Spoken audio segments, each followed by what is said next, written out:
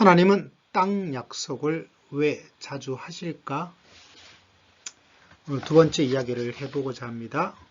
약속의 땅 성경 신학에 대한 이야기, 두 번째 에덴에 대한 이야기를 해보고자 합니다.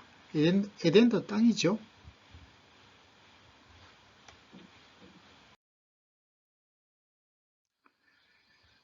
태초 에덴, 여러분 에덴은 어떤 생각을 합니까?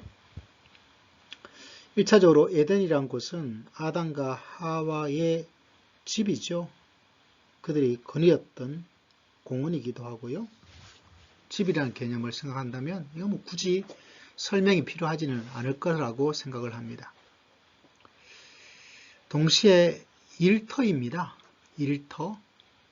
하나님의 형상으로 지음 받았다는 것은 왕의 지위를 부여받았다는 것입니다. 그래서 다스려 나가는 것, 정복해 나가는 것. 우리는 그냥 에덴 그냥 편안하게 있는 곳이라고 생각하고 아무것도 하지 않는 것, 노는 곳이라고 생각되는데 하나님의 형상으로 지음 받았다, 다스리고 통치하고 이 땅에 왕적 지위를 하나님께서 부여를 하고 있습니다. 그 속에서 일을 하는 것. 일을 하니까 좀 힘들어 라는 생각하지만 힘든 것도 하나님을 떠나 살았던 우리들의 죄악 때문에 생긴 현상입니다. 원래는 그런 것이 아니었습니다. 일터가 아주 재미있죠. 최고의 직장, 가고 싶은 직장. 그것은 바로 에덴에서 일어났던 일입니다. 이해가 되시죠? 세 번째는 신학에서는 오래전부터 이야기되었지만 일반 사람들은 잘 모르는 것 하나, 에덴은 동산, 일터, 그리고 성전이다.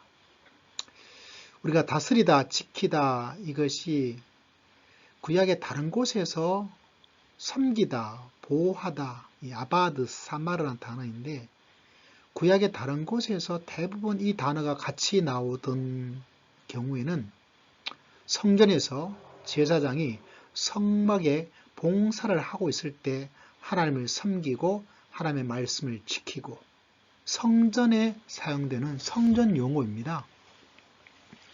교회는 또 교회 나름대로 용어가 있는 것처럼 성전에서 사용되어진 용어 단어가 바로 이 다스리다, 지키다.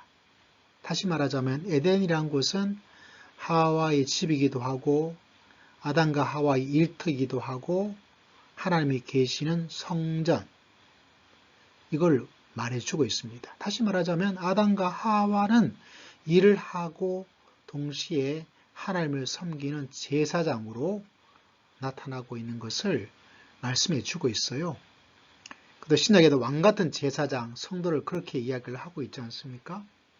이 원령이 이미 에덴에서부터 시작을 했다는 사실입니다. 이 사실이 굉장히 중요한 의미인데 일반적으로 많이 언급을 하지 않고 모르고 지낼 때가 대부분이죠. 자, 이제 마지막 에덴은 아담의 거처이기도 하지만 하나님께서 특별한 방식으로 이 땅에 거주하는 장소, 자신의 형상을 지닌 사람들과 교제하는 장소, 그래서 에스겔은 이 에덴을 하나님의 동산이다. 아담의 동산이 아니고 하나님의 동산. 다시 말하자면 에덴 동산은 성막, 성전, 하나님께서 인류와 함께 거하시는 하나님의 동산, 하나님의 성전으로 에덴을 이야기해 주고 있습니다. 특별히 에스겔은 제사장으로서 성전에 대한 이야기, 제사에 대한 이야기가 많이 나오고 있죠.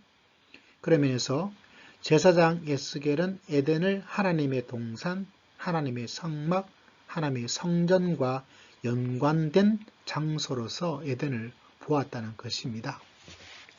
자, 이런 모형이 에덴이 확장되어지면 그런 것이 도시가 되는 것이 중동 고대의 문화 흐름이었는데 성경에 땅에 충만하라. 다시 말하자 에덴이 확장되는 거죠. 그러면 도시가 됩니다. 이런 완성된 도시의 모양이 계시록 21장, 22장에 새 예루살렘이라는 도시로 완성이 되는 것을 볼 수가 있습니다. 에덴이 확장되어지는 그 모습 속에서 도시가 되고 그 도시의 완성이 새 예루살렘, 예루살렘은 도시잖아요. 그것으로 완성되는 것을 하나님께서 계획하시고 이루고 계신다. 이것을 말해주고 있습니다. 이런 엄청난 신학적, 성경적 이야기가 있기 때문에 성경에서는 땅 이야기를 아주 중요하게 다루고 있다는 사실입니다. 부동산 양극화로 시작된 공부가 새로운 차원을 맞이하고 있습니다. 에덴, 새 예루살렘, 이 모든 것이 연관된 것을 보게 되네요.